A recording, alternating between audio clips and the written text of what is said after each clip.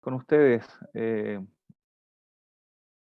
El, bueno, me voy a presentar porque creo que la mayoría me conoce, o todos, mejor dicho. Mi nombre es Ramón Herrera, soy misionero a tiempo completo, sirviendo con provisión acá en Chile. Casado, mi esposa es brasileña, servimos juntos en la misma organización en provisión, somos líderes del área de movilización. Llevo trabajando por más cerca de 11 años en lo que es movilización misionera y capacitación de diferentes contextos de iglesias, y Dios me ha permitido estar en varios países acá en Latinoamérica. Trabajé anteriormente como misionero en la organización Movida Internacional. Estuve como misionero encargado de sedes acá en Latinoamérica, en otros países, como Paraguay, en Argentina y en Perú. Estuvimos en varios países trabajando.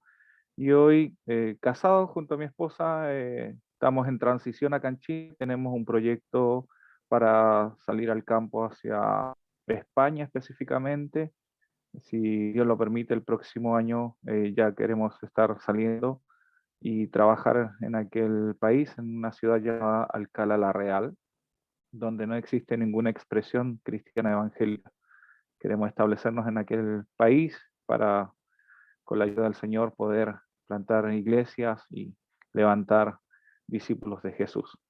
Así que es una bendición poder trabajar en esta ocasión con ustedes y hablar de la misión, aspecto que, bueno, a nosotros nos apasiona, y espero que estén con la misma pasión que con la primera clase. Me contaron que estuvieron con Julio, y Julio llegó contando maravillas, dijo que ha sido el mejor grupo de toda la historia que han tenido con Provisión.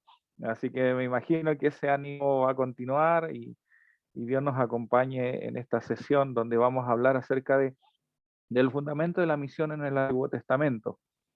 Eso es lo que vamos a ver hoy, pero me gustaría que me comentaran antes de comenzar qué es lo que se recuerdan de la primera sesión acerca del aspecto de la misionología, la Missio Dei, que estuvieron conversando. Si alguien puede comentarme un poquito libremente de sus apuntes ahí, revisándolos, vuelvan las hojitas hacia atrás de sus apuntes, ahí como las veo, y puedan Yo comentarme recuerdo algo. algo. ¿Sí? Sí, bueno, lo que más me llamó la atención que siempre pensamos que nosotros vamos a ser los protagonistas de esto, ¿cierto? Y en realidad es la misión es de Dios. Él Ujú. es el rey y señor de la misión, de convertir al hombre. Y nosotros, bueno, estamos llamados afortunadamente por el Señor, estamos llamados a colaborar en esa misión de Dios. Y lo otro que me llamó mucho la atención es que no podemos confiarnos en la voluntad del Señor, que el Señor elige a sus hijos, Ujú. pero, pero nosotros tenemos que llamarlos. No podemos confiarnos o dejarnos estar esperando que el Señor va a hacer la obra, que Él va a llamar a sus elegidos sin nuestra colaboración, sin nuestro trabajo. Y en eso que también podemos dejarnos estar, esperando que el Señor haga lo que tiene que hacer, y eso es peligroso. Eso recuerdo. Ya, ok, muchas gracias, hermana Mariela, ¿verdad? Sí. Gracias qué bueno que se recuerda algo, porque pasa en ocasiones que cuando uno hace la pregunta y hay personas que no recuerdan nada, pero me veo que sí pusieron atención y Julio hizo una muy buena exposición. Eh, ¿Alguien más? ¿Alguien más recuerda? Sí, Nicole. yo recuerdo algo súper importante que hablaba acerca de que no es que tengamos el don de misionar o que uno pueda decir no, no, otro lo tiene que hacer porque en realidad yo no soy misionero, yo estoy para otras cosas, sino que Ujú. todos tenemos el llamado, o sea, todos más que tener el llamado tenemos la obligación, es un mandato, Ujú. y es tarea de todos, no de algunos. Ujú. Entonces, como que las personas, hablábamos de que muchas veces las personas como que se retiran para dejarle labor a otro al que decide ser misionero, pero en realidad es algo en conjunto, es parte de la tarea de la iglesia, es lo esencial. Ok, sí, muchas gracias, Nicole. Muy bien. Y será tercer comentario sería ideal. ¿Alguien más? Hermano, yo recuerdo Sí. que mi hermano Julio hizo hincapié en cuál es el fin de la misión, que cuál es el Ujú. objetivo, y que muchas veces pensamos que es la salvación del hombre, y él nos da a entender de que la salvación del hombre es parte de la misión, ¿cierto? Parte del Ujú. fin de la misión, pero el fin de la misión es la adoración a Dios. Y dijo esta frase que yo noté, dijo, la adoración debe ser el motor de la misión, no es la Ujú. pena ni la compasión, porque eso es humano y varía. La adoración es el fin de la misión. Yo anoté Correcto. Muy bien. Sí, todas las opiniones y lo que han comentado ha sido muy de acuerdo con lo que se trata la Missio Dei, ¿verdad? El concepto de la Missio Dei. Dios está en misión, la misión es de Dios y como decimos muchas veces, Dios podría ser así, con su dedo, un chispazo y cambia la humanidad entera. Pero Dios está en misión, cumpliendo su plan, desarrollando su plan y en su infinita gracia nos invita a ser parte de esa misión. Y es por eso que, como decían, no es un don específico, sino que es un privilegio de la iglesia que pueda participar de la misión de Dios. En su infinita gracia, Él nos hace la invitación y no nos obliga. Y yo siempre cuando hablo de la misión, trato de que las personas traten de sacarse el concepto de la gran comisión como una tarea, porque generalmente cuando hablamos de tarea, hablamos como que es como un peso, como una carga, sino que podamos ver la misión como una responsabilidad y un privilegio, porque generalmente cuando va algún misionero a alguna iglesia, y yo lo escuché muchas veces, decían, chuta, ya viene un misionero, aquí nos va a dar la tarea, y nos pone la carga, y la carga, y la carga. Entonces, y es por eso que empieza a generarse una separación. Entonces, por eso generalmente ha ocurrido por muchos años, una disyuntiva entre que la misión es solamente para el equipo de misiones de la iglesia y los demás hermanos sirven en sus ministerios. Pero como bien decía, la misión de Dios es la responsabilidad de todos quienes hemos aceptado el llamado del Señor. Y el fin de la misión es que todos los pueblos le adoren. Eh, no sé si se recuerdan de la frase de John Piper, que aparece en la lección igual. John Piper en el libro de Alégrense las Naciones, lo pueden comprar y leer, les aseguro que van a quedar con su mente, como digo yo, nos va a volar la cabeza con su perspectiva de la misión. Así que es muy bueno, Alégrense las Naciones de John Piper. Bien, queridos, vamos a introducirnos al texto ahora del fundamento de la misión en el Antiguo Testamento y voy a compartirles pantalla para que ustedes me sigan. Bien, ahí está. Voy de igual manera a acá. Perfecto. Vamos a partir con esto. El fundamento de la misión no es otro sino que la revelación escrita de Dios. Para ir entendiendo que muchas veces nosotros hablamos de o tratamos de buscar justificar la misión, textos bíblicos, y cuando queremos motivar o movilizar a nuestras congregaciones o a nuestros líderes, buscamos textos para poder entender o dar fundamento a la misión. Pero en este sentido, yo quiero agregar algo extra en torno a esto, el fundamento de la misión, que no es otro sino la revelación escrita de Dios. ¿A qué se refiere esto? Esto se está refiriendo claramente que la mayoría de los cristianos cree que se pueden encontrar bases bíblicas para la obra misionera. Pero sin embargo, la verdad es que la misión redentora de Dios es la razón por la cual la Biblia existe. O sea, la Biblia no existe para encontrar textos para dar fundamento a la misión, sino que la Biblia claramente existe por la misión redentora de Dios. Ese es el fundamento concreto de por qué tenemos esa revelación. Yo acá tengo la Biblia que usa mi esposa, pero este es el fundamento concreto de por qué estamos en misión y es el fundamento de la misión completo que nosotros tenemos que tener. Es por eso que cuando nosotros empezamos a buscar el fundamento en las Escrituras, no tenemos que ver textos aislados y vamos a ver cuatro frases o contextos para que nos puedan llevar a una perspectiva a entender esto. Y cuando hablamos de la misión, como les decía, muchas veces la gente busca cosas aisladas para encontrar un fundamento. Pero, ¿cómo se manifiesta la misión de la Biblia? Eh, en este sentido, nosotros tenemos que entender de que la misión, como ustedes lo vieron, es el corazón de Dios, es el plan de Dios y es su voluntad desde Génesis a Apocalipsis. Como decía al principio, ustedes en el mismo comentario, Dios está en misión y Él nos invita a ser parte de esto. Entonces, cuando nosotros, si Dios le hubiera placido, Dios nos hubiera dado algunos aspectos o simplemente de cómo desarrollar una tarea, pero a Dios le plació manifestarnos todo un plan global para entender su corazón y su voluntad.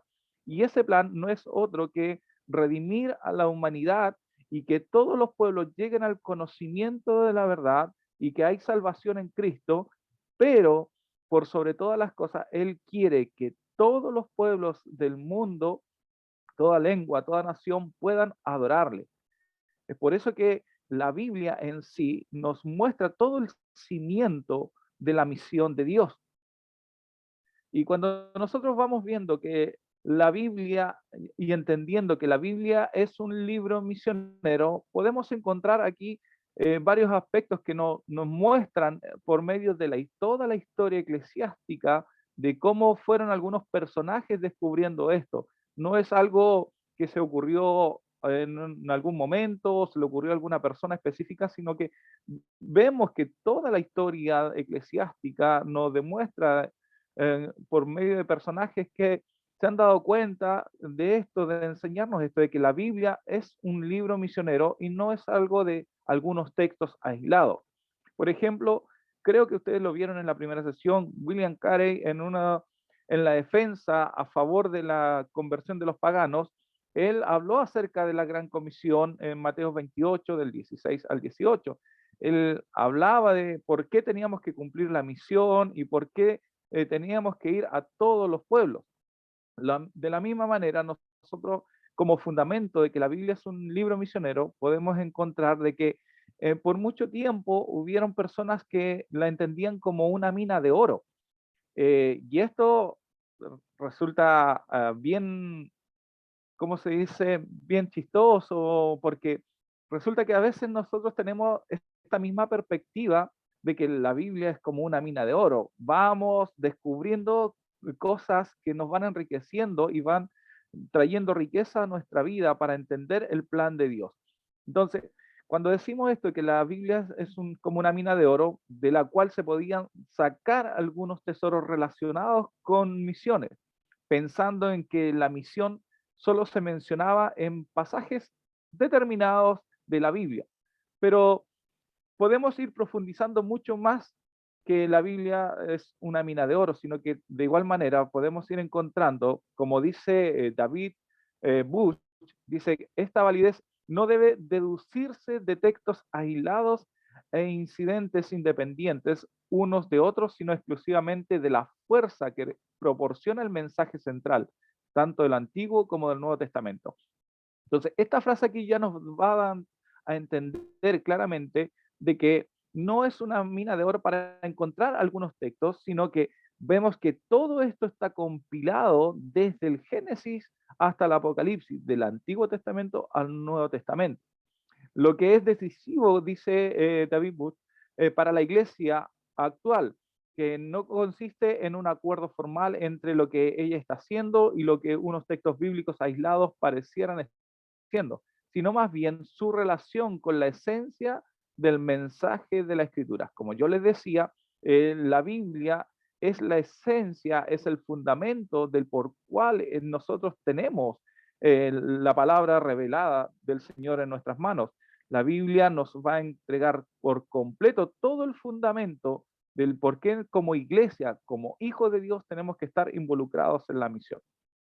Entonces, la Biblia es un libro misionero no solamente porque William Carey lo dijo, no solamente porque algunos dijeron que era una mina de oro, y no porque algunos piensan que es una hermenéutica global para entender la Biblia, sino que también es una teología contextualizada como señal de la verdad misionológica. Esto es fundamental para que nosotros vayamos entendiendo la misionología en el Antiguo Testamento, de que no solamente en el Antiguo Testamento vamos a encontrar un episodio misionológico, sino que nos va a mostrar que desde el principio Dios está interesado en que nosotros podamos entender su revelación como la misión para nuestras vidas. Vamos descubriendo la misión ahora en el Antiguo Testamento. Y podríamos hacer esta pregunta, se la hago a ustedes. ¿Es misionero el Antiguo Testamento? ¿Qué creen ustedes? Me gustaría que me respondieran, si tienen alguna idea. ¿O solamente lo encontramos en el Nuevo Testamento, la misión? ¿Si alguien se atreve a responder?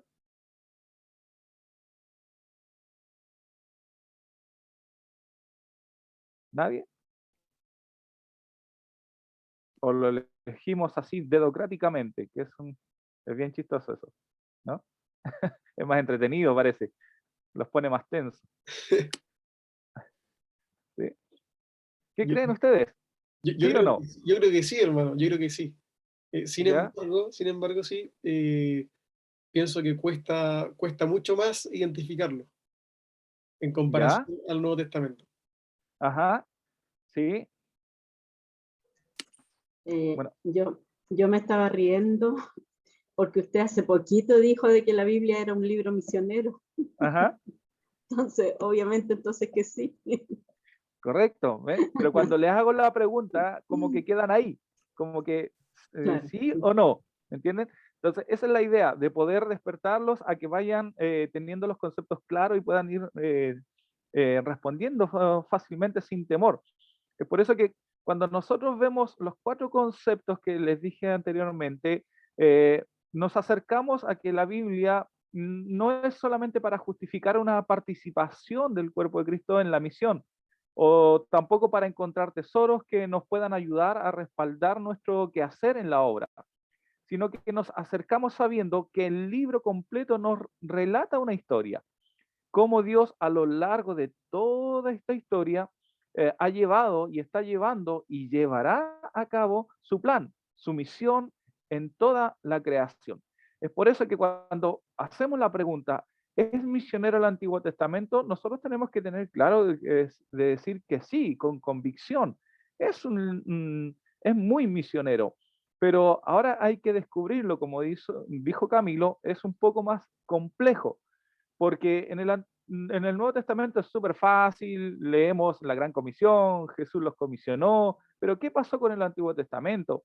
Y cuando vamos al Génesis, es un poquito, no es tan complicado, sino que hay que leerlo con más detención y entender cómo Dios está armando su plan.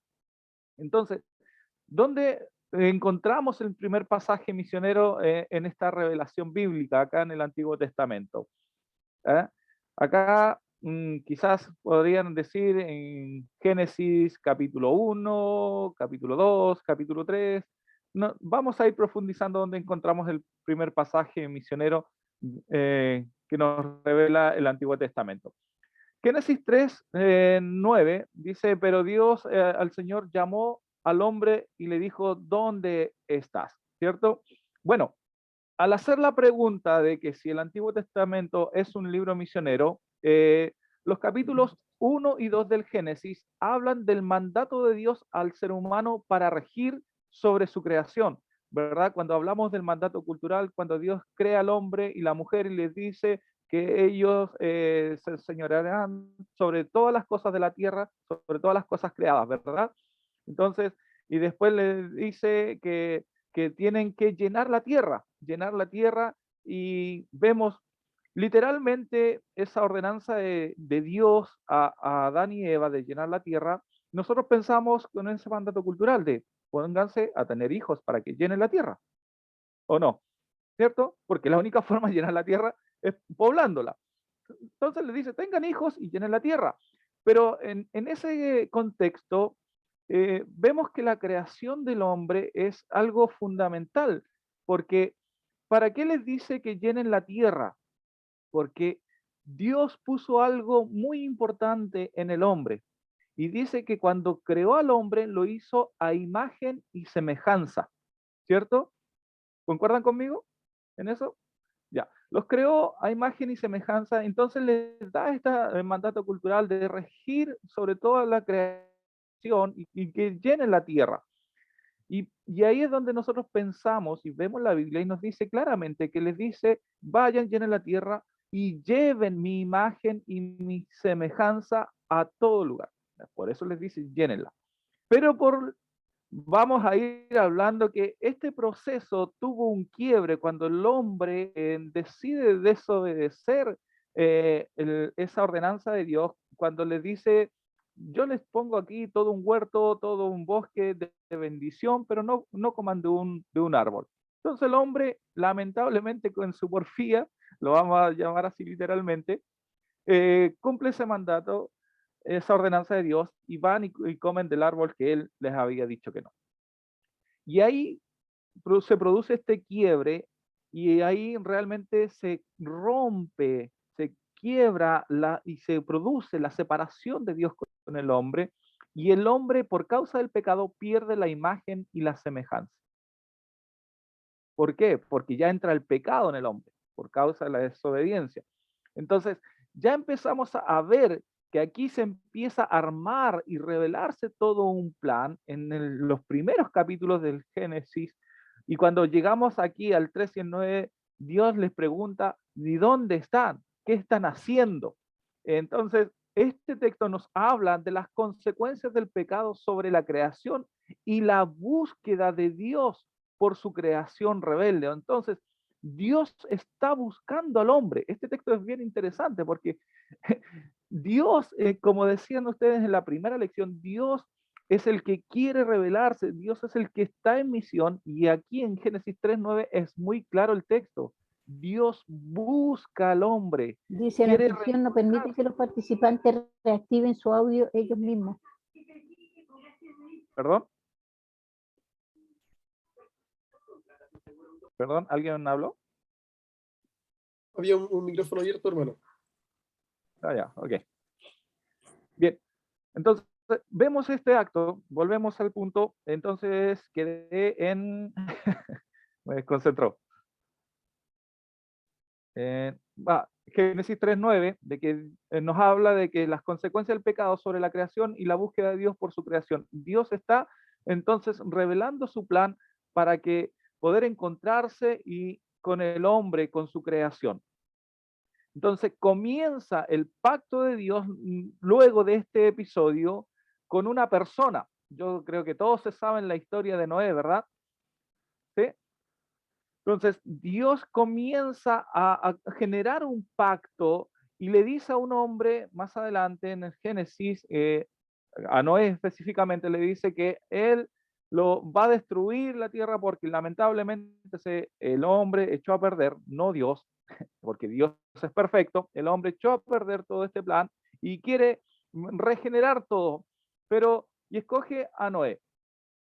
Entonces, todos sabemos la historia, Dios lo escoge y realmente, ¿qué es lo que ocurre después de la historia de Noé?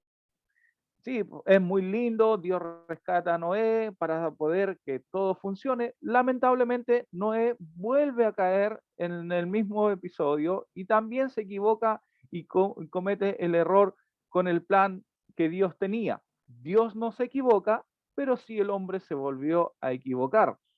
Y luego seguimos más adelante. Quiero ir avanzando para que podamos luego hacer como un resumen bien compilado de esto y poder entrar más en detalle.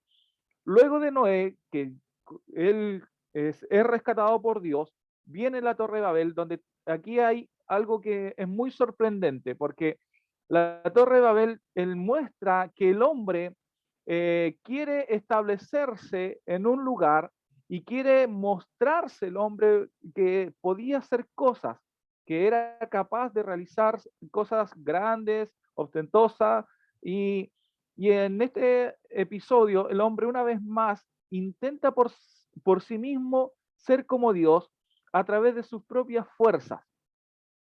Pero Dios en un momento dado interviene para mostrarles que hay un solo camino para la redención y es a través de él. Y cuando llegamos al texto de la Torre de Babel, es bien interesante porque cuando el hombre quiere quedarse en un lugar establecido y quiere ostentar que él puede ser como Dios, Dios de un momento a otro derrama y confunde sus lenguas y aparecen los idiomas, digámoslo así literalmente, los distintos idiomas sobre la tierra. ¿Y qué es lo que ocurre? Entonces ya el hombre no puede entenderse en sí mismo y no puede establecerse en un lugar, y Dios, ¿qué es lo que hace? Al poner nuevas lenguas, al confundir las lenguas, hace que el hombre se disperse, salga de ese lugar. Entonces vemos como Dios saca primero a Noé, quita una generación, trae una nueva generación, luego vuelve a ocurrir este mismo episodio, viene una nueva generación en la Torre de Babel, quiere establecerse el hombre ahí, pero Dios nuevamente muestra su plan y trae esta división de lenguas para esparcir al hombre sobre la tierra. Entonces Dios ya nos muestra desde el Génesis mismo que su plan no era establecerlo en un solo lugar, sino que salgan de allí para que llenen la tierra de la imagen de Dios. Entonces, a partir del capítulo 12 de Génesis, vemos que Dios está estableciendo un pacto y está estableciendo un pacto para que pueda bendecir a todas las naciones. Y en el capítulo 12 vemos algo que ya aquí empieza claramente, más deliberadamente, Dios a mostrar su plan global. O sea, Dios escoge un hombre, a Abraham, y aquí Abraham lo dice algo muy claro. Y aquí ya Dios, o sea, no habla como con cosas camufladas, no les dice cosas como subliminales, digámoslo así, entendámoslo bien de esa manera, eh, sino que les dice claramente que Él lo va a bendecir, o sea, lo escoge para bendecirlo. Pero en el texto de Génesis 12, eh, ¿quién era Abraham? ¿Quién es? Entonces, Abraham es un personaje que está alejado en el sentido y vive y crece en un contexto pagano, alejado del monoteísmo, y Dios le habla personalmente y de pronto lo llama a confiar dejando su entorno. Una vez más, Dios quiere que salga de su entorno y en este contexto con Abraham quiere que salga de su contexto familiar, con todo lo que esto significaba, y dejar su territorio para ir a otro lugar. O sea, nuevamente lo sacas de su lugar y lo quiere llevar a otro lugar. Pero aquí es bien simpático lo que Dios hace, porque le dice que lo va a llevar a un lugar desconocido. Solamente le dice, te voy a llevar a una tierra donde fluye leche y miel. O sea, claramente aquí Dios muestra un desafío espiritual, y este desafío espiritual pensando en una cosmovisión territorial de la época. O sea, da una promesa de bendecirlo y le dice, yo haré de ti una nación grande, te bendeciré y haré tu nombre grande, con el propósito de que aquí, o sea, Dios claramente le dice las cosas así abiertamente, le dice, te voy a bendecir para que seas de bendición a todos los pueblos de la tierra, con el propósito de que bendigas a muchos. O sea, ya aquí Dios claramente dice que Él tiene un plan mucho más grande que rescatar a un solo hombre, a una sola familia, a un solo pueblo, sino que en todos los primeros capítulos, desde el 1 hasta el 18, hasta el 20, por ahí 22, Dios ya empieza a mostrar claramente que el propósito de Él es que todos los pueblos puedan ser bendecidos. Y es por eso que esta promesa es hecha con un propósito y se confirma en los pasajes de Génesis 18 al 18 y Génesis 22, 18. Una y otra vez Dios habla a Abraham y a sus descendientes que él los bendecirá para que a través de ellos fueran benditas todas las naciones de la tierra. O sea, una vez más vuelvo a repetir esto, Dios ya aquí habla abiertamente de un plan global, no habla de un plan o un propósito específico con una persona como lo hizo con Noé, como lo hizo con aquellos que estaban en la Torre de Babel, sino que aquí claramente ya Dios escoge a alguien y les dice claramente, quiero bendecir a todos los pueblos de la tierra. O sea, Dios nos muestra una vez más en el Génesis, desde el principio, su corazón, digámoslo así, misionero, su corazón de regenerar, de ser bendición a todos los pueblos. Entonces, al llegar a este texto del pacto de Dios con Abraham, nos damos cuenta de que ya hay una misión declarada. Veamos Génesis 18 en específico para que vayamos entendiendo claramente. Dice, es un hecho que Abraham en este texto se convertirá en una nación grande y poderosa y en él serán bendecidas todas las naciones de la tierra. Génesis 22, 18 nos dice claramente que puesto que me has obedecido, todas las naciones del mundo serán bendecidas por medio de tu descendencia. ¿Ven? Estos textos claramente nos aclaran aquí que ya Dios no está ocultando nada, sino que está mostrando abiertamente su plan de bendecir a todos los pueblos de la tierra. Veamos, nuevamente, para ir resumiendo, Dios escoge a Abraham para desarrollar su plan redentor. Lo toma a él y le da, él forma una nación que deberá ser luz a las naciones. Todos sabemos lo que viene después, el contexto histórico de que proviene de Abraham, la nación, cómo después se forma Israel y todo lo demás, para ser luz a las naciones. Aquí yo no voy a entrar más en los detalles después del plan de cómo vemos no voy a hablar específicamente de los salmos, de los profetas, sino que ahora quiero que ustedes puedan desarrollar esto y en unos minutos puedan buscar en estos textos. Aquí nos vamos a detener unos minutitos. Alguien que vea cuántas personas tenemos. Somos 15, hermano. 15. A ver, quizás lo podemos hacer en grupos pequeños.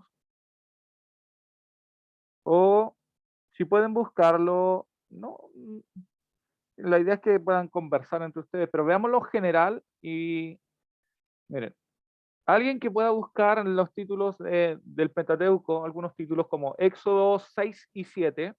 A ver, Nicole, estoy viendo acá a Nicole en la pantalla. Nicole, ¿puede buscar Éxodo 6 y 7?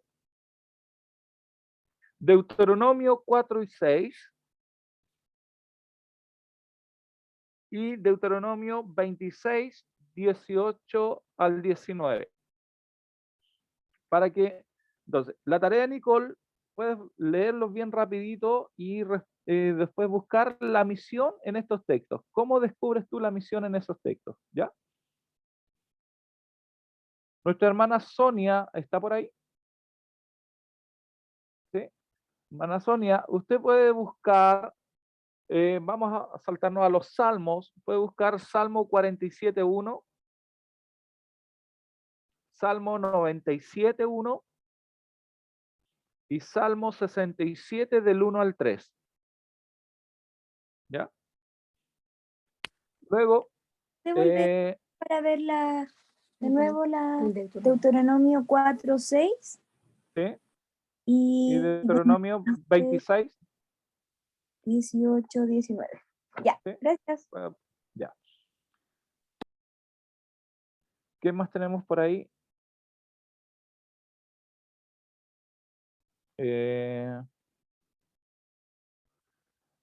Mana Mariela, que estoy viendo acá. Sí, acá.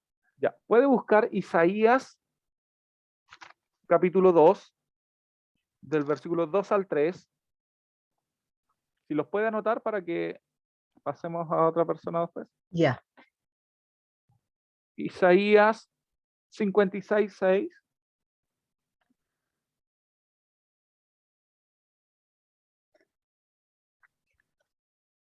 Zacarías, capítulo 2, del versículo 11 al 13.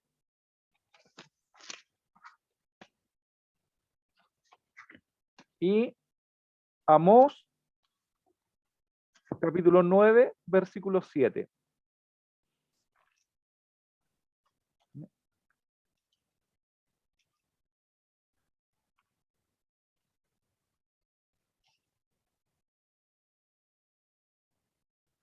Ya. Ahora,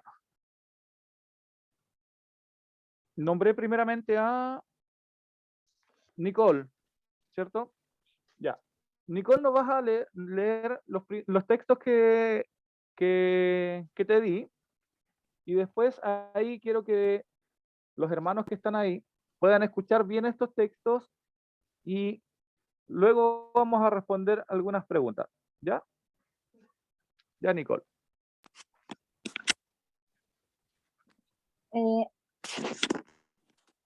Éxodo 6, 7 Ujú. dice, y os tomaré por mi pueblo y seré vuestro Dios. Y vosotros sabréis que yo soy Jehová vuestro Dios, que os sacó de debajo de las tareas pesadas de Egipto. ¿Ya? Ahora, Deuteronomio 4:6. Deuteronomio 4:6 dice, guardadlos pues y ponedlos por obra, porque esta es vuestra sabiduría y vuestra inteligencia ante los ojos de los pueblos, los cuales oirán todos estos estatutos y dirán, ciertamente pueblo sabio y entendido, nación grande es esta. Ujú. ¿El otro? Y el otro es 26, 18 y 19.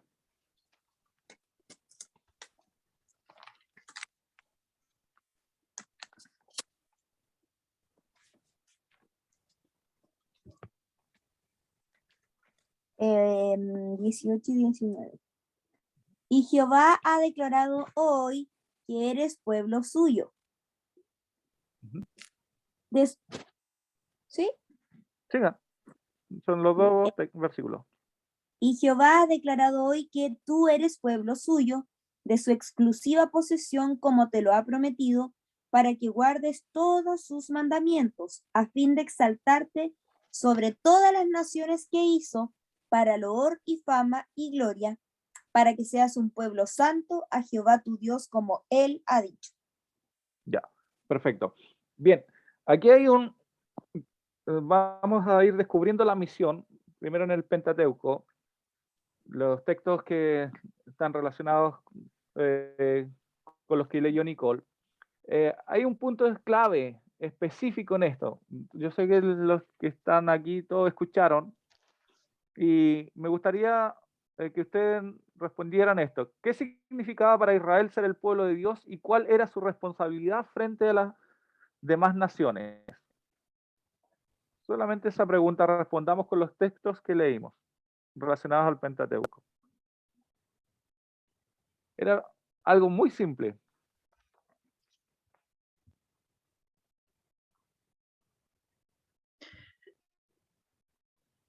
Que tenía que ser un pueblo santo, un pueblo que mostrara obediencia a Dios. Ya, perfecto. ¿Sí? ¿Qué más? ¿Qué más pueden agregar a eso? ¿Alguien más? Claro, que Israel era propiedad de Dios y que su obediencia a Dios Ujú. iba a hacer que el resto de los pueblos dijera como, oh, miren este pueblo especial, básicamente. Ya, perfecto, muy bien. Habla siempre, utiliza el concepto de nación Ajá. y la resalta todo el rato, o sea, como que van a ser la nación, deben ser este tipo de nación, voy a Ujú, enaltecerlos como nación. ujú. Ya, perfecto. Súper bien. Como una especie de ejemplo, Eco, sí, muy bien. eran llamados a ser como ejemplos de nación para los otros. Perfecto. Ese es el punto. Ese es el punto. Dios, o sea, para el pueblo de Israel, o sea, ellos tenían claro de que Dios los escoge para que ellos puedan ser un ejemplo, o sea, puedan, de cierta manera, puedan ver a Dios ahí. ¿Me entienden? De ser ejemplo, ¿por qué? Porque Dios le exige santidad, de que se diferencien de los demás pueblos, de las demás naciones, que puedan ver que en ellos hay una bendición especial, de que en ellos hay algo, digámoslo así, que no es su luz propia, no es que ellos brillen como nación, sino que algo especial había sobre ellos, y eso significaba de dar a conocer eh, que en ellos había un Dios, algo sobrenatural, que era por sobre las creencias de los demás, era ser ejemplo. Entonces, ahí Dios claramente nos muestra su plan y el propósito de por qué escoge a un pueblo, de por qué parte escogiendo a personas específicas y quiere que sean diferentes hacia los demás. Entonces, ellos entienden que tenían una responsabilidad hacia las naciones. Veamos los otros textos ahora. A mí me encantan los textos de Salmo porque realmente, o sea, son muy misionológicos. A veces, no sé, nosotros estamos cerquita, ustedes son de la iglesia de Higuera, ¿verdad? ¿Sí? ¿O no? No, del puerto de Talcahuano. Del puerto de Talcahuano. Sí, Ay, ¿cómo me habían dicho que era de Higuera? Pero bueno, estamos La cerquita. primera iglesia bautista de Talcahuano. esa Ah, ya. misma. Ya, yo soy del Templo Colón, del que está ahí al lado del Colegio Talcahuano. Estamos cerquita. ¿Eh? Así que cualquier cosa me pueden encontrar por ahí. Y a lo que quería llegar es que, ¿por qué me gusta mucho el tema de los salmos? Porque a veces nosotros cantamos canciones dentro de nuestros cultos y no nos damos cuenta que estamos declarando la misión de Dios. Vamos a los textos de los salmos, a lo que le di a nuestra hermana. Amén. El primero es Salmo 47, 1. Ujú. Aplaudan pueblos todos, aclamen a Dios con gritos de alegría. ¿Ya? Salmos 97, 1. El Señor es Rey, regocíjese la tierra, alégrense las costas más remotas. Ujú. Y el último es Salmos 67, 1, 3. Dios nos tenga compasión y nos bendiga. Dios haga resplandecer su rostro sobre nosotros, para que se conozcan en la tierra sus caminos y entre todas las naciones su salvación. Que te alaben, oh Dios, los pueblos, que todos los pueblos te alaben. Perfecto. Ahora, nuevamente podemos ir respondiendo a esta pregunta. ¿Cómo nos ayuda a comprender mejor la misión de Dios versus actuar a través de Israel en torno a los salmos?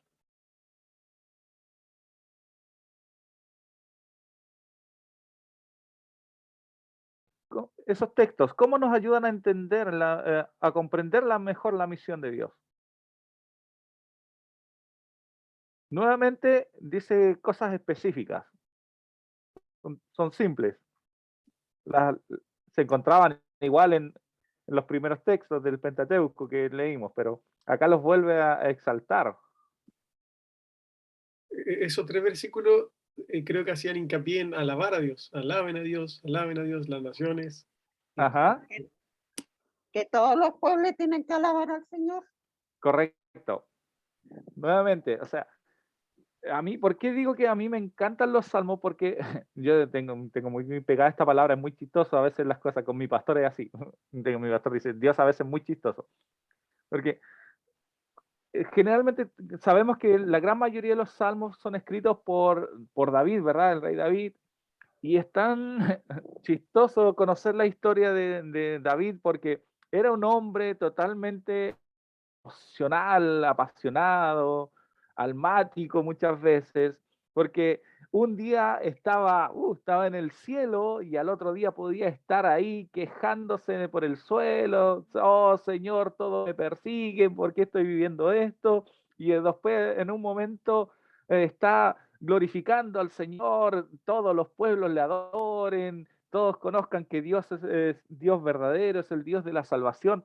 Entonces, vemos una vez más en estos textos, sobre todo en los salmos, de que la expresión mayoritaria en los salmos, Dios comprende, o sea, el pueblo comprende la misión de Dios por medio del pueblo de Israel, es que todos los pueblos puedan conocer a este Dios, pero aquí ya declara abiertamente que tienen que adorarle, tienen que adorarle. El fin de que conozcan que hay un Dios es para que puedan adorarle y puedan encontrar en la adoración el propósito de su vida, del por qué fuimos creados.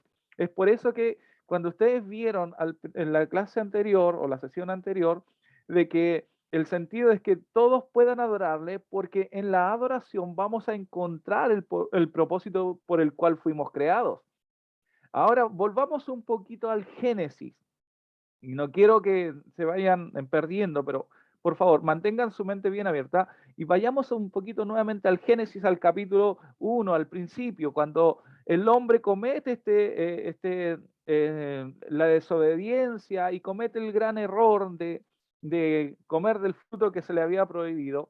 Entonces, Dios, ahí en ese contexto, se produce las 4 grandes rupturas que causó el pecado. Las 4 grandes rupturas teológicamente que nosotros cuando estudiamos Biblia habla de la separación del hombre con Dios, la segunda, la separación o la ruptura del hombre con sí mismo, la tercera es del hombre con su prójimo y la cuarta es del hombre con la creación. O sea, el pecado causó 4 grandes rupturas, pero cuando vemos que Dios nos empieza a revelar su plan, su propósito, dice, o sea, vean a mi pueblo, yo estoy en mi pueblo, yo los bendigo a ellos, pero con el fin de que todos puedan conocer de que hay un Dios por sobre todos los dioses y quiero que lo puedan adorar. Y cuando las personas llegan al conocimiento de la verdad, Dios se manifiesta hacia las personas en la adoración, es regenerado el propósito por el cual fuimos creados. En el Génesis, Dios nos creó, puso la imagen y semejanza en nosotros para que pudiéramos adorar a Dios y tener una expresión, en esa expresión de adoración, entender el propósito por el cual fuimos creados. Y Dios nos creó para adorarle por la eternidad. Ese es el fin de la misión y lo vemos declarado en todo el Antiguo Testamento. Desde el principio, el fin de que Dios nos muestra es que no es solamente algo que estaba preparado para el Nuevo Testamento, para cuando Jesús diera la gran comisión a sus discípulos, sino que ya lo muestra desde el inicio. O sea, el otro día, esto es un punto, un paréntesis, el otro día estaba discipulando a un chico, nos contactaron para ir a hablarle del Evangelio porque él tenía preguntas, él nunca había ido a una iglesia, y él nos decía, y cuando nosotros le hablábamos del plan de Dios, él nos decía, pero Dios es totalmente injusto, decía, ¿por qué por causa de un hombre y una mujer, todo el resto de la humanidad tiene que nacer pecadora? En ese sentido, él tenía razón. O sea, pareciera un Dios injusto, pero no es así. Es que la justicia de Dios nos muestra que Él quiere cumplir el propósito por el cual fuimos creados y desde el principio, como leímos en Génesis 3:9, de que Él nos está buscando para que podamos adorarle y encontrar el propósito de nuestras vidas. O sea, Dios claramente es el que está más ansioso y más expectante de que la obra de la iglesia se desarrolle y no solamente espere en todo el contexto y el relato histórico de la revelación escrita se cumpla en el Nuevo Testamento, sino que ya desde el inicio Dios se está revelando a todos los pueblos. Entonces, con este fin de todo lo que hemos visto así bien rápidamente el Antiguo Testamento, hay verdades del Antiguo Testamento que nos muestran de que la elección de Israel no supone al rechazo de otras naciones, sino que la elección de Israel también no está garantizada por ningún rasgo especial del propio Israel, sino que es un rasgo, es un plan de Dios, y no es que las otras naciones lo rechazaron, sino que la elección de Israel es porque Dios preparó su plan, porque se le ocurrió de esta manera para revelarse a su creación. La elección de Israel se asienta únicamente en el inexplicable amor de Dios, no de una injusticia, sino que Dios es tan grande y por eso no podemos explicar y comprender muchas veces este amor. La elección de Israel es instrumental, no es un fin en sí mismo, sino que es un instrumento que Dios escoge para darse a conocer a todos los pueblos de la tierra. La elección de Israel también es parte de la lógica del compromiso de Dios en la historia con la historia. Como les decía, todo el relato histórico de la escritura nos muestran de que es algo lógico que él ya había planeado, no es porque se le ocurrió así por así. La elección de Israel es un fundamento misional y no simplemente soteriológico. Esta palabra me cuesta mucho. Eh, entonces, no es algo que se le ocurrió así por así, sino que realmente Dios muestra su esencia, muestra su corazón, muestra su deseo y muestra su misión. El corazón de Dios es que Él está en una misión, tiene un plan, tiene un propósito y desde el Génesis lo empieza y lo comienza a revelar. Escoge personas específicas, escoge a un pueblo.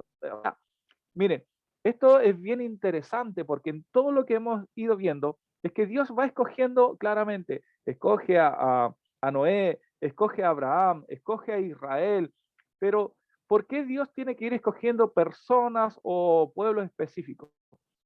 No es porque Dios se haya equivocado en el Antiguo Testamento, es simplemente porque muestra la realidad y muestra cómo es el hombre, muestra cuán diferentes somos nosotros al corazón de Dios. Y por eso yo les decía que es muy interesante y es muy enriquecedor ver la historia o ver la misionología en los salmos, porque nos declara o nos muestra claramente cómo somos nosotros como seres humanos. Un día estamos súper bien. O sea, cuando escuchamos por primera vez algo de la misionología, quedamos en las nubes, queremos ir de misioneros al África, a la China, quedamos súper motivados, pero después al otro día podemos estar en una condición emocional de decir, no, ya no quiero más, ya el pastor no me saludó, chuta, me quedo acá en la casa y cosas así. ¿Ah? Entonces nos muestra la realidad, todo el proceso y el relato de la historia del Antiguo Testamento nos muestra de que Dios está anhelante de mostrar su corazón, de regenerar todo y de que el pueblo pueda, todos los pueblos del mundo puedan conocer de que hay un Dios verdadero. Incluso podríamos profundizar en el texto también de Daniel.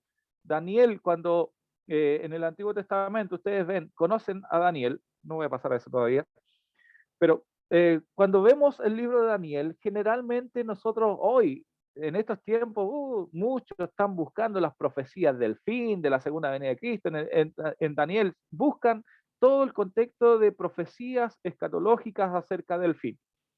Pero Daniel, el libro de Daniel tiene algo mucho más interesante.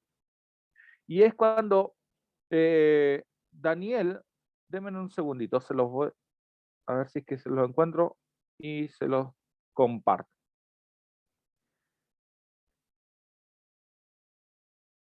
Es que es bien interesante. No lo tengo acá a mano, pero cuando Daniel muestra algo, dice que ellos estaban, o sea, el rey los pone al horno, ¿cierto? Los mete al horno, quiere destruirlos, quiere quemarlos porque no se habían cumplido la ordenanza del rey. Pero resulta que cuando el rey ve el milagro de que no les ocurre nada, da una ordenanza, porque el rey Darío en ese contexto dice, queda sorprendido y pone una ordenanza y dice que ordenanza doy, estoy parafraseando el texto, dice ordenanza doy de que todos conozcan que el Dios de Daniel es Dios verdadero, que los libró de la muerte. O sea, y dice que todos tienen que reconocer que el Dios de Daniel es el único Dios que libra de la muerte. Entonces, ese texto nos muestra claramente una misionología muy profunda de que en varios contextos, como decimos nosotros, Dios utiliza las piedras para hablar. Y en ese contexto, Dios utilizó a un rey pagano para dar una ordenanza ante todos los pueblos de su reino, para que conozcan el Dios de Daniel, porque era el único Dios capaz de librarlos de la muerte. Entonces, cuando vemos las verdades del Antiguo Testamento, nosotros claramente estamos viendo algo que no es una idea loca de la misión para algunos, solamente para un pueblo, sino que estamos viendo claramente que Dios es el que quiere manifestarse hacia todos los pueblos de la tierra. Ahora, Justo González, yo no sé si han leído algún libro de Justo González, tiene dos libros muy grandotes, así muy buenos, que es uno acerca de la historia del cristianismo y otro la historia de las misiones. Son muy buenos libros. Justo González dice esto bien interesante, no se trata que Israel vaya por todas las naciones del mundo predicando el mensaje de salvación. Miren cómo lo dice, porque esto tiene que llamarnos la atención para entender la misionología del Antiguo Testamento. Dice, sino que se trata más bien de que todas las naciones del mundo encuentren en Israel su salvación. La misión de Israel consiste en testimoniar ante los gentiles la realidad de la soberanía de su Dios sobre la tierra entera. Y es por eso que cuando yo les hacía la pregunta acerca de los textos, claramente ustedes llegaban a esta misma conclusión, de que Israel fuera ejemplo para los demás. No los enviaba hasta el último de la tierra, sino que de cierta manera era que vinieran acá para ser testigos del Dios verdadero. Entonces, Dios es Dios de todas las naciones, ¿verdad? Todos lo sabemos esto, claramente. Pero Dios escoge a Israel para que todos los pueblos vean en Israel o la revelación de Dios. De acuerdo con el plan de Dios para su pueblo, Israel cumple su misión viviendo de acuerdo con el proyecto divino, más que viajando hacia tierras lejanas para anunciar este proyecto. Y aquí en esto, miren, yo les voy a mostrar una imagen ahora que da el ejemplo de cómo Dios utiliza a Israel. Israel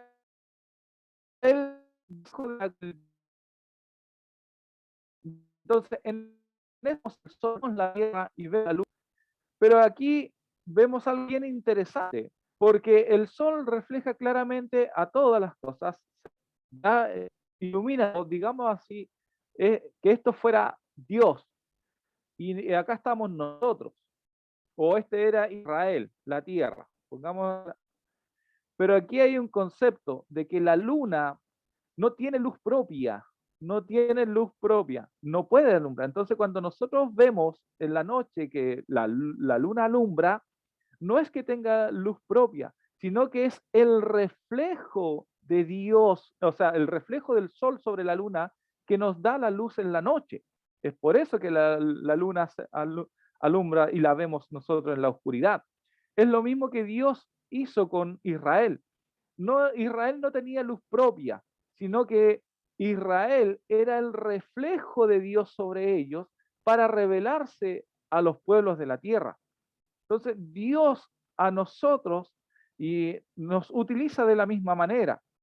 Y así utilizó Dios a Israel en el Antiguo Testamento para alumbrar a todos los pueblos y vieran en Israel que Dios estaba reflejando en ellos. Seguimos. Y ya vamos a ir terminando, que estamos casi en el tiempo. Entonces, como resumen en torno a esto, nosotros podemos ir ya dándonos cuenta de que Dios tiene un plan desde el inicio, desde el Génesis. Y en el Antiguo Testamento, claramente no hay una indicación alguna de que los creyentes del antiguo pacto fueran enviados por Dios a salir, que vayan a otros lugares y prediquen al Dios de Israel. No era ese el mandato, sino que de cierta manera el Antiguo Testamento nos muestra que el plan de Dios se, se desarrolla de una manera más localizada, que los pueblos puedan ver en Israel al Dios de Israel. Entonces, de acuerdo con el plan de Dios para su pueblo Israel, este cumple su misión viviendo de acuerdo con el proyecto divino, más que viajando hacia otros lugares. Es muy diferente a cómo lo vamos a ver en la misión en el Nuevo Testamento. O sea, Israel no les dice que se salgan. Al único que le dice Dios que salga de su tierra es Abraham. Bien simpático lo que hace. Pero en general el plan de Dios era que se establecieran en un lugar para que ahí puedan reflejar y ser de bendición hacia los otros pueblos del mundo. Ahora, para ir generalizando todo lo que hemos visto del Antiguo Testamento, Dios cumple su plan por medio de Israel, pero Dios lo parte desde el Génesis capítulo 1 y él declara su plan abiertamente, que él quiere bendecir a todos los pueblos de la tierra. Pero en esta concepción de que Dios quiere bendecir a todos los pueblos de la tierra, una cosa específica que les pide a ellos es que sean ejemplo.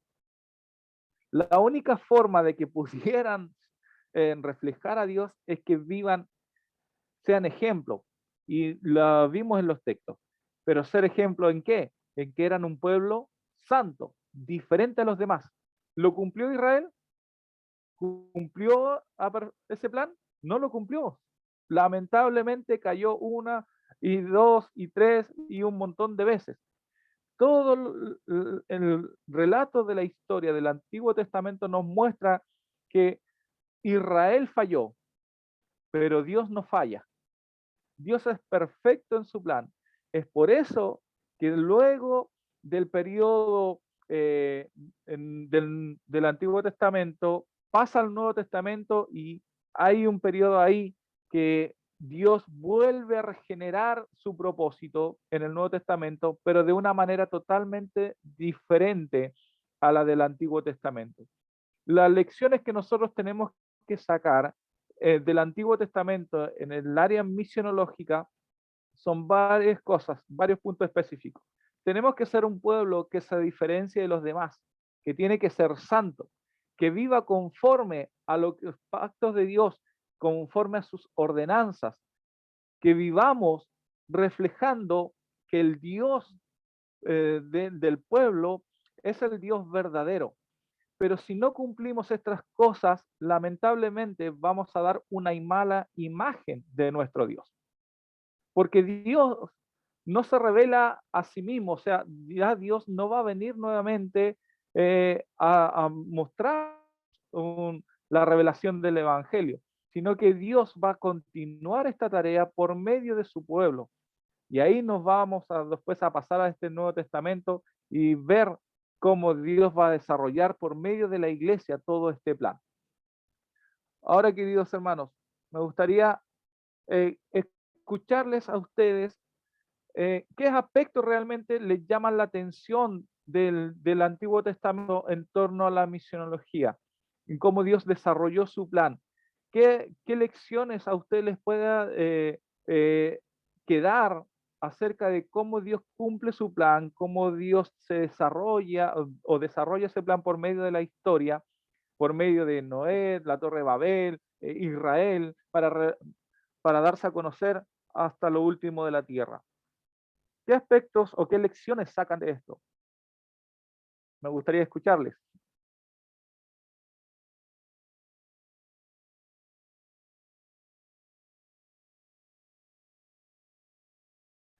recién estoy leyendo acá un mensaje que había puesto nuestra hermana Carmen. Dice que se observa la misión centrípida, ¿cierto? ¿Está por ahí nuestra hermana Carmen o no? No, se fue. Dejó el mensaje y se fue. Muy bien. Eso era para que vieran que aportó. ¿Ya? Entonces, ¿alguna lección que podamos Perdón, nosotros aprender de sí. esto? ¿Sí, hermana A Mariela? mí lo que más me llamó la atención es que, claro, nosotros siempre nos proyectamos con la misión con movilizarnos. Y en el Ujú, Antiguo Testamento era ser el ejemplo para que todas las naciones lo vieran y vieran lo prósperos que eran y vieran lo buenos que eran, obedientes a Dios y a los principios de Dios. Y claro, eso como lección me deja de que también nuestra misión es ser un buen ejemplo, ujú, que también podemos ser misioneros donde estemos, cuidando nuestros hechos, cuidando nuestras acciones, cuidando lo que decimos, lo que hablamos, todo, cuidando todo para que nos vean y digan, ah, esa persona es cristiana. ajá, Ese ejemplo me queda. súper. Mire qué interesante. Me gustó mucho su, su comentario, de verdad. Me gustó mucho porque realmente, o sea, yo cuando tengo la oportunidad de predicarle a los jóvenes, le digo, la santidad no es algo que pasó de moda. La santidad es algo, es un reflejo de nuestro Dios y las personas pueden ver de que somos diferentes. Y esa bendición de ser santos por la gracia de Dios es un privilegio, es una honra. Y los demás pueden obtenerlo también ese privilegio. Gracias, hermana Mariela. Muy, muy bueno. ¿Alguien más?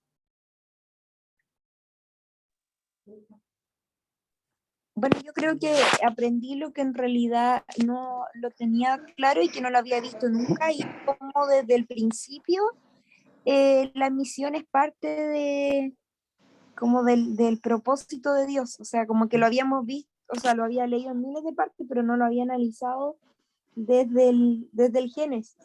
Y es Ujú, como sorprendente porque al final uno se da cuenta que todo tiene un plan desde el principio, desde el inicio de la creación de Dios con el mundo, ujú, hasta el final del mundo.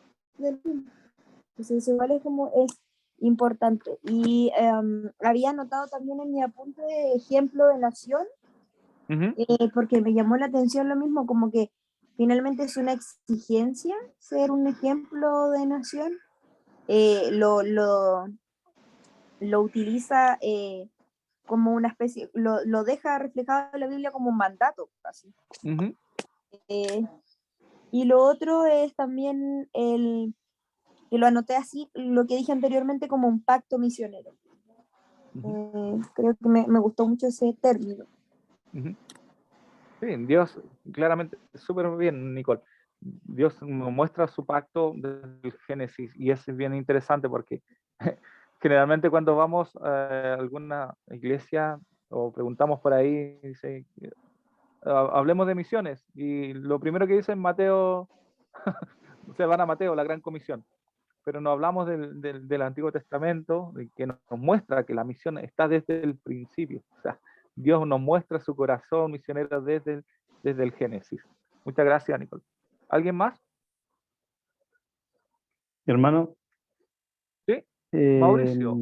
sí, lo que me llamó la atención en el Antiguo Testamento respecto a Dios con su pueblo, lo que hace un sentido de pertenencia, pero fuerte sobre su pueblo. Ujú, Es como él está, es como tener a nosotros tener un perrito y demostrarle a todo el mundo lo que hace mi perrito, lo que podría hacer este perrito.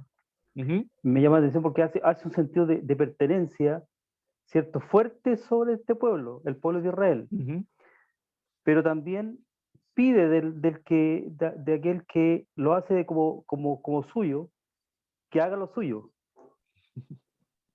Y creo que en el hacer hay una, es decir, un sentido de paciencia sobre su pueblo, sobre el mismo, pero tiene la esperanza, ¿cierto? No pierde nunca la esperanza, Dios. ujú. Y en estos tiempos, podríamos ver en el nuevo pacto, Dios siempre hace un sentido de pertenencia. de nosotros, porque somos sus hijos, ¿cierto? Porque Él pagó un precio por ello, pero no pierde la esperanza ahora en estos tiempos de lo que podemos hacer nosotros con la misión. Ujú. Eso. Súper. Muchas gracias, hermano Mauricio. Súper bien. O sea, claramente, o sea, Dios recalca un montón de veces en el Antiguo Testamento, este es mi pueblo, y les dice, sean santos, que todos vean en ustedes. O sea, le pone el mandato, da ese sentido de pertenencia, como decía nuestro hermano. Muy, muy, muy bien lo que es el comentario igual. ¿Más?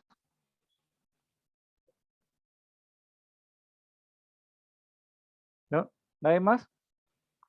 ¿No? Bien. Bueno, ya con esto estamos cerrando ya, estamos en el tiempo. Es bien interesante, queridos hermanos, para que ustedes mediten en casa igual. Dios sí es real, y el sentido de pertenencia, el sentido de que Dios quiere darse a conocer, pero Dios siempre pone esa exigencia en los suyos, de que podamos ser ejemplos, el buen ejemplo para que puedan ver en su pueblo, para que puedan ver en su nación, en su escogido, de que el Dios al cual servimos es Dios verdadero. Hoy el mundo necesita ver en la nación, en su pueblo escogido, en la universal de Cristo, comprada a precio de sangre. El mundo necesita ver un pueblo santo, apartado, que viva en el mundo, insertado en el mundo, una vida santa, que refleje el Dios verdadero.